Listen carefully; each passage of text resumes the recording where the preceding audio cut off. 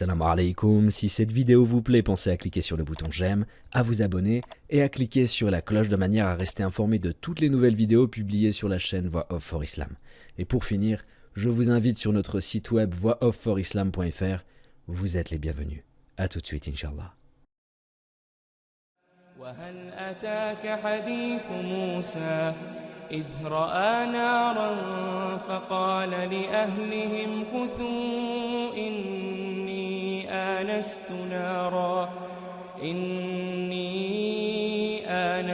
نارا لعلي آتيكم منها بقبس أو أجد على النار هدى فلما أتاها نودي يا موسى إني أنا ربك فاخلع نعليك إنك بالواد المقدس طوى وأنا اخترتك فاستمع لما يوحى إنني أنا الله لا إله إلا أنا فاعبدني وأقم الصلاة لذكري إن الساعة آتية أكاد أخفيها لتجزى كل نفس بما تسعى فلا يصدنك عنها من لا يؤمن بها واتبع هواه فتردى وما تلك بيمينك يا موسى قال هي عصاي أتوكأ عليها وأهش بها على غنمي ولي فيها مآرب أخرى قال ألقها يا موسى فألقاها فإذا هي حية تسعى قال خذها ولا تخف سنعيدها سيرتها الأولى واضمم يدك إلى جناحك تخرج بيضاء من غير سوء آية أخرى لنريك من آياتنا الكبرى اذهب إلى فرعون إنه طغى قال رب اشرح لي صدري ويسر لي أمري واحلل عقدة من لساني يفقه قولي واجعل لي وزيرا من أهلي هارون أخي أشدد به أزري وأشركه في أمري كي نسبحك كثيرا ونذكرك كثيرا إنك كنت بنا بصيرا قال قد أوتيت سؤلك يا موسى ولقد مننا عليك مرة أخرى. Au nom d'Allah, le tout miséricordieux, le très miséricordieux. Chers frères et sœurs, que la paix d'Allah, sa miséricorde et ses bénédictions soient avec vous et soyez les bienvenus dans un nouvel épisode de l'émission Les histoires des prophètes. Dans l'épisode précédent, nous avons parlé du prophète Moussa, alayhi salam, et comment il a fui l'Égypte après avoir tué un homme par erreur. Les soldats du pharaon le recherchèrent, mais ils ne réussirent pas à le trouver. Ils voulèrent le tuer, mais il partit en fuite. Il sortit de là craintif, regardant autour de lui, il dit « Seigneur, sauve-moi de ce peuple injuste ». Il marcha de l'Égypte vers Es-Shem. Il se dirigea vers une ville appelée Médiane. Et sur le chemin, il eut soif, et il eut faim, et il ne trouvait pas d'eau à boire, ni de nourriture à manger. La faim et la soif l'anéantirent presque. Il avait les pieds nus. Il partit de l'Égypte vers Médiane en marchant.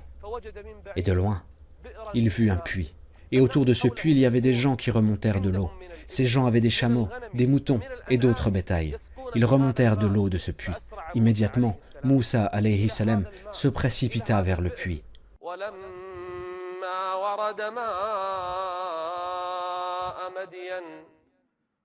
Il y trouva un attroupement de gens. un attroupement de gens qui abreuvaient leurs bêtes.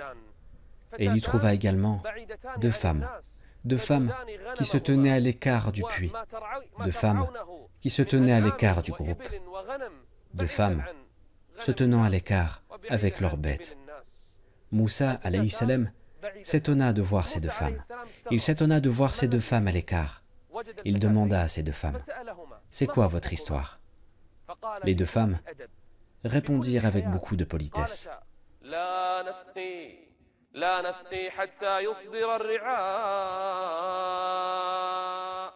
Nous ne nous mélangeons pas avec les hommes.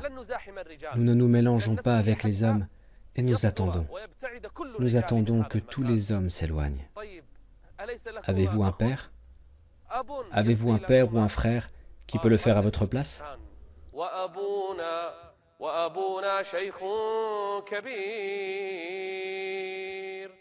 Moussa alayhi salam ne leur parla plus. Il ne leur parla plus et il partit chercher de l'eau. Il partit chercher de l'eau pour elle. Puis, il se réfugia sous l'ombre d'un arbre et commença à invoquer Allah le Très-Haut.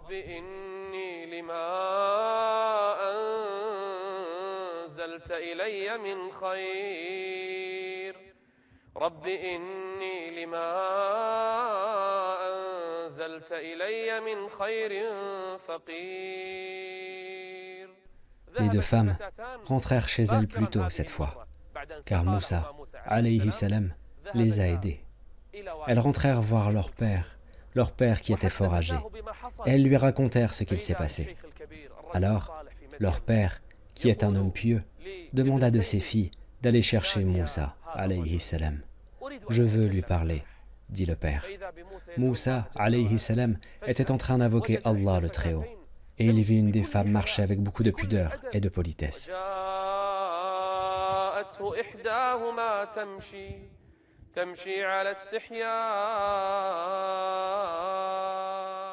Que veut-elle?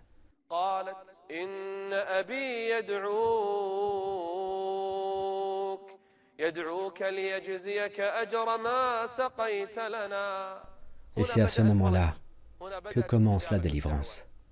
Mon père t'appelle pour te récompenser, pour être allé chercher de l'eau pour nous. Tu as fait ce que personne ne fait de nos jours. C'est la politesse, ce sont les nobles caractères, la bonté. Moussa ne profita pas de la situation des femmes pour leur parler. Il les a servies et il s'est retiré. La fille marcha timidement et Moussa marcha devant elle. Elle lui indiquait la route en lui jetant des pierres soit à droite, soit à gauche. Et quand il arriva chez le vieil homme, ce dernier lui demanda de lui raconter son histoire. Moussa alayhi salam lui raconta pourquoi il a quitté l'Égypte et ce que Pharaon faisait aux enfants d'Israël, comment il tua des gens et comment il en mit d'autres en esclavage. Et ensuite, qu'il a fui après avoir tué une personne par erreur. Le vieil homme le rassura, nous sommes sur une terre où ni le Pharaon ni son armée arrivera.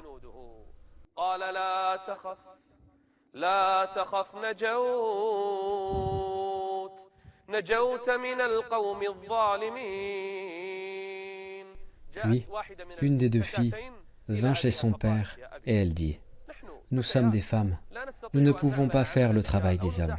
Engage-le à ton service moyennant salaire, il est fort et digne de confiance.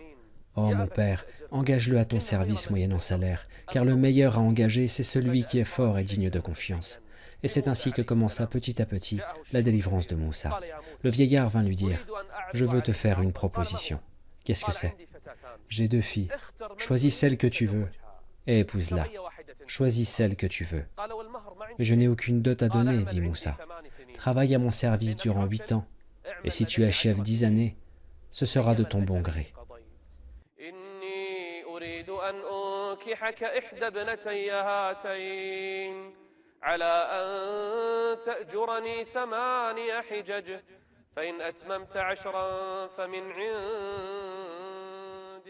Moussa alayhi salam accepta la proposition et épousa une des deux filles. Et Moussa, le généreux, alayhi salam, vécut à Médian pendant 10 ans.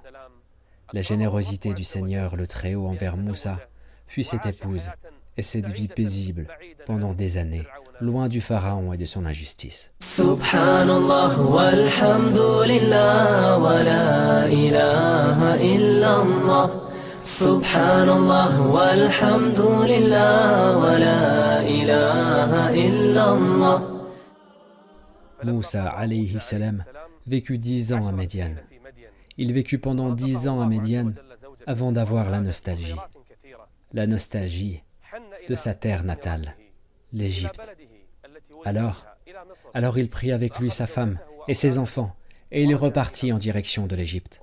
Et sur le chemin, en plein désert du Sinaï, Moussa alayhi salam se perdit en chemin. En plein milieu d'une nuit noire et froide, Moussa alayhi salam marchait avec son épouse.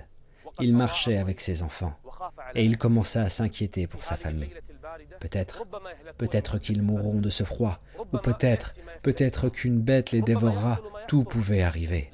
Et à chaque fois que Moussa alayhi salam marchait, il revenait au même endroit. Il s'inquiétait de plus en plus pour sa famille.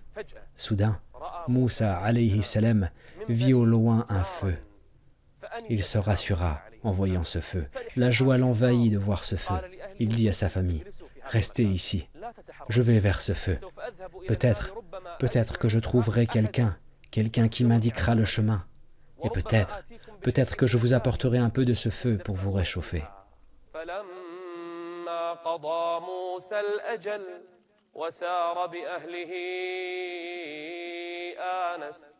آنس من جانب الطور نارا قال لأهلهم كثوا إني آنست نارا لعلي آتيكم منها بخبر أو جذوة من النار لعلكم تصطلون.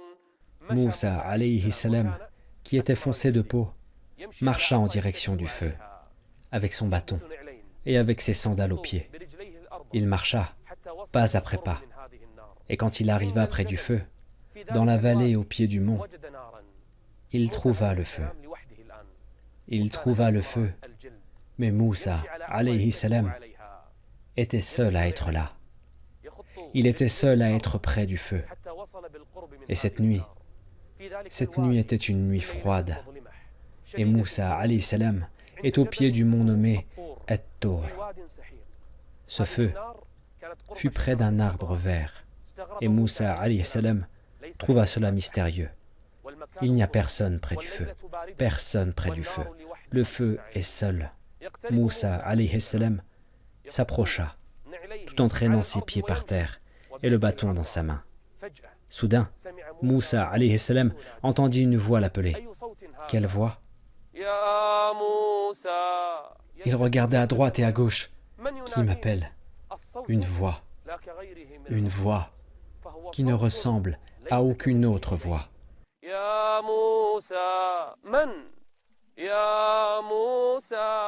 Qui connaît mon nom? Qui m'appelle? Et quelle est cette voix? Quelle est cette voix mystérieuse? Et Moussa, alayhi salam, une réponse.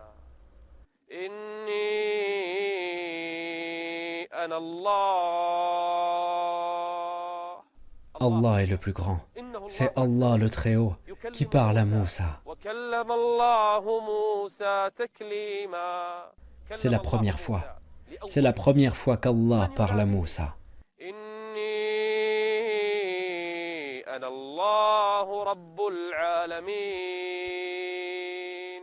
Tout de suite, Moussa alayhi salam écouta la parole de son Seigneur le Très-Haut. Et c'est pour cela que l'on appelle Moussa alayhi salam par l'interlocuteur direct de Allah, Kalimullah. Il entendit Allah le Très-Haut l'appeler.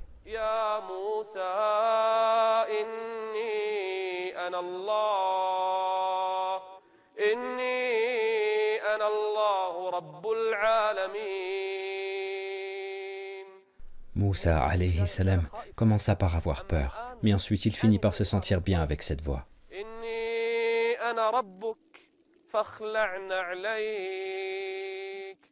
Moussa alayhi salam enleva ses sandales. Qui lui parle, c'est Allah le Très-Haut.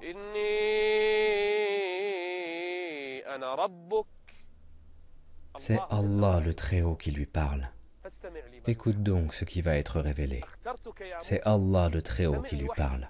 إنني أنا الله لا إله إلا أنا فاعبدني وأقم الصلاة لذكري إن الساعة آتية أكاد أخفيها. Allah lui a donné des ordres, puis il, le Très-Haut, lui dit « Et qu'est-ce qu'il y a dans ta main droite, ô Moussa ?» Maintenant, Moussa est rassuré et veut parler à son Seigneur. Allah lui demanda « Et qu'est-ce qu'il y a dans ta main droite, ô Moussa ?» La réponse normale serait « C'est mon bâton ». Mais Moussa en dit plus que ça, car il se sentit bien dans cette conversation avec son Seigneur. قال هي عصاي أتوكأ عليها وأهش بها على غنمي ولي فيها مآرب أخرى. يسترسل موسى بالحديد. Allah lui dit « Jette-le, ô Moussa. Jette le bâton par terre, ô Moussa. » قال هي عصاي زاد موسى أتوكأ عليها وأهش بها على غنمي ولي فيها مآرب أخرى. Allah le Très-Haut dit « Jette-le, ô Moussa. » Et pour quelle utilité? Moussa alayhi salam jeta le bâton par terre, et le bâton se mit à trembler. Allah est le plus grand. Il trembla comme un grand serpent.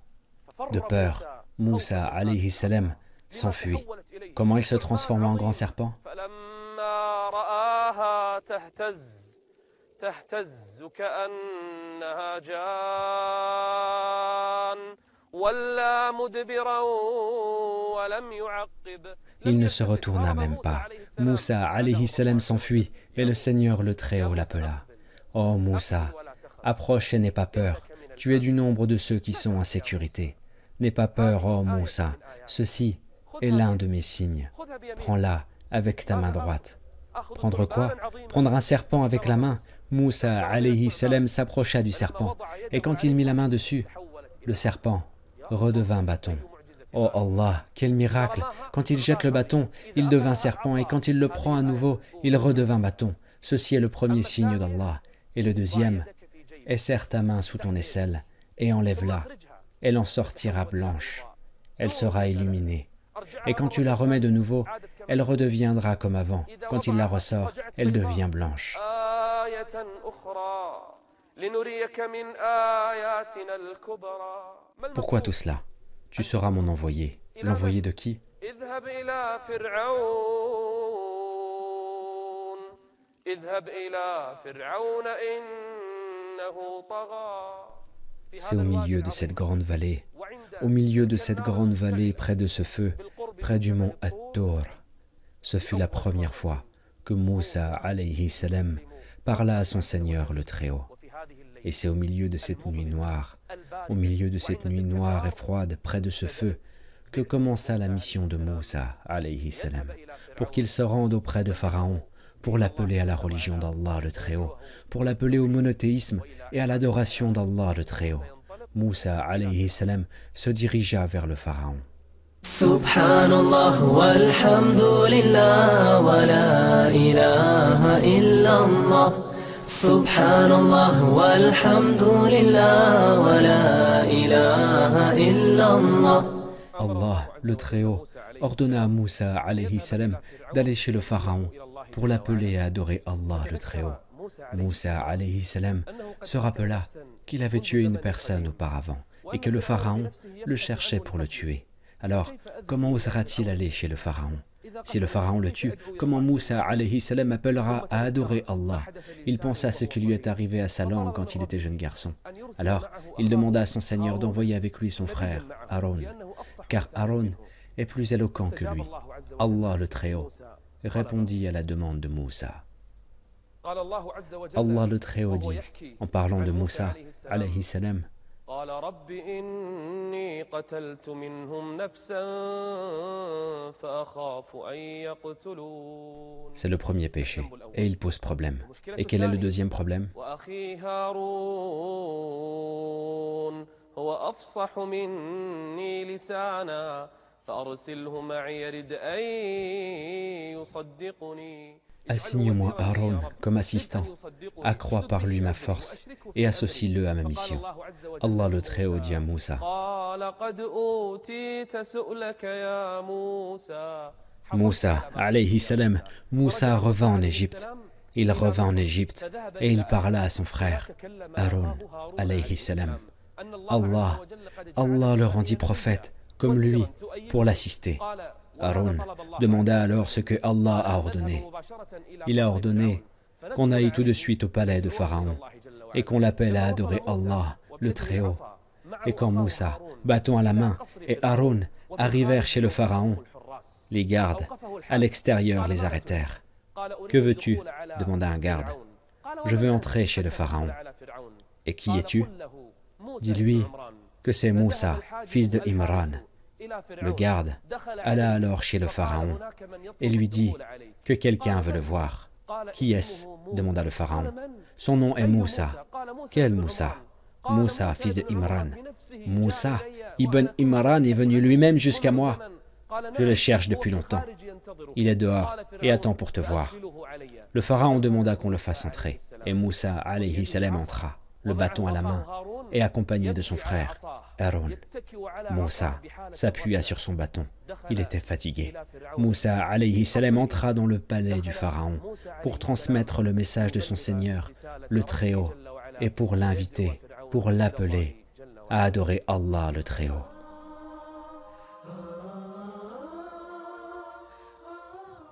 Quand Moussa alayhi salam entra avec son frère, Aaron, au palais du Pharaon, ils trouvèrent des notables autour du Pharaon, les rapprochés, les ministres, les amis, tous étaient autour de lui. Et quand Moussa alayhi salam entra, le Pharaon le reconnut. « Pourquoi es-tu venu, ô Moussa » Moussa alayhi salam parla finement et avec politesse avec le Pharaon.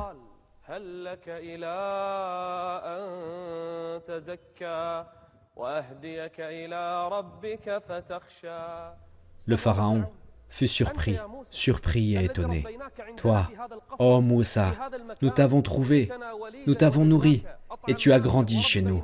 Puis, tu t'es absenté pendant 10 ans. Pendant 10 ans, après avoir tué un homme. Et maintenant, te voilà revenu avec une nouvelle religion. Qu'est-ce que tu racontes ? »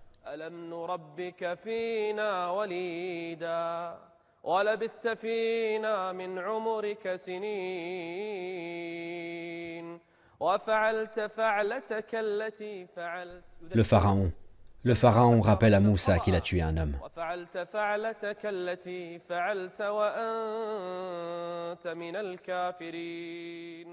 Moussa alayhi salam ne renia pas. Il ne renia pas qu'il avait tué un homme par erreur. Je l'ai fait alors que j'étais encore un égaré. Je me suis donc enfui de vous, mais je suis revenu pour vous appeler à adorer Allah le Très-Haut. Le pharaon commença à se moquer de Moussa alayhi salam. Il se moqua de lui. Il se moqua de lui devant tout le monde. Le pharaon lui demanda en pensant que Moussa ne saurait répondre.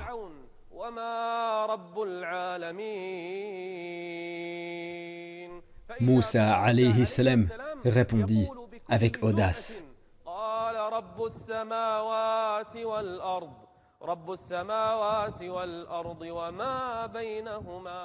Moussa alayhi salam voulut que tout le monde écoute son appel au monothéisme.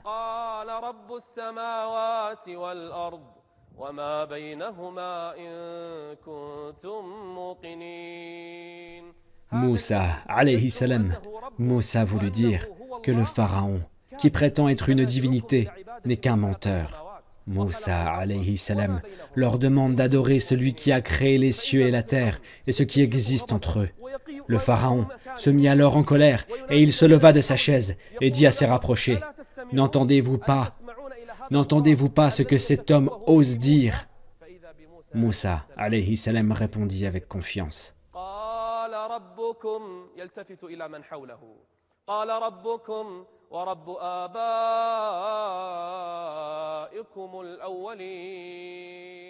Si le pharaon est une divinité, qui vous a créé alors et qui a créé les plus anciens ancêtres? C'est Allah le Très-Haut. ورب آبائكم الأولين. Et à ce moment, le pharaon commença à durcir le ton. قال إن رسولكم Regardez cet homme qui est soi-disant envoyé pour vous. Il est fou. إن رسولكم الذي أرسل إليكم لمجنون. Moussa alayhi salam ne prêta pas attention à l'attaque du pharaon et il continua. Il est fou parce qu'il les appelle à adorer Allah le Très-Haut. قال رب المشرق والمغرب وما بينهما إن كنتم تعقلون. Voyons qui est fou et qui comprend. Moi, toi, ou les gens autour de toi, ô Pharaon. Le Seigneur du levant et du couchant, et de ce qui est entre les deux, si seulement vous compreniez. Qui est le fou et qui est le raisonnable? Pharaon s'énerva et s'emporta en disant aux gens autour de lui, « Il n'y a aucune autre divinité que moi pour vous. Oh Moussa, si tu ne cesses pas, je t'emprisonnerai. » قال لئن لم تنته لأجعلنك من المسجونين. Où est le dialogue, ô Pharaon? Où est ta réflexion? Si tu n'es pas d'accord avec Moussa, alayhi salam, prouve-le, argumente avec des preuves. Pourquoi tu veux l'emprisonner? C'est ça, le refuge des faibles d'esprit. C'est le refuge des faibles d'esprit. Le refuge des faibles d'esprit, l'emprisonnement. Si tu ne cesses pas, ô Moussa, je te mettrai en prison, dit Pharaon. Pauvre Pharaon, pauvre semblable de Pharaon. Il ne sait pas que Moussa n'a pas peur de la prison. Moussa, alayhi salam, n'a pas peur ni d'attaque, ni de torture, ni de prison.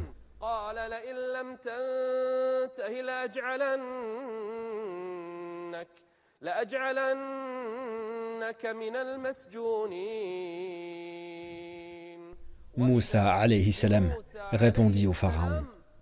Il répondit au Pharaon et il renversa le débat en sa faveur. Moussa, alayhi salam, était sage, intelligent. Il est l'un des 5 principaux prophètes et il est celui qui parla à Allah. Même si je t'apporte une preuve, dit Moussa, avant de m'envoyer en prison, laisse-moi parler aux gens, laisse-moi t'apporter une preuve. Et même si je t'apportais, dit Moïse, une preuve évidente, Pharaon demanda, qu'est-ce que tu peux apporter comme preuve évidente alors que tu peines à t'exprimer? Moussa, alayhi salam, leva alors sa main en tenant le bâton, et il, alayhi salam, le jeta devant tout le monde. Et le voilà, devenu un serpent manifeste. Les gens se levèrent de leur place, ils eurent peur du bâton de Moussa, alayhi salam.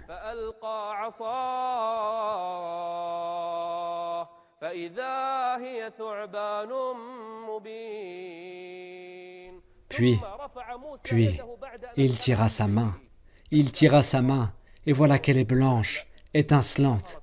Tous les gens présents furent impressionnés.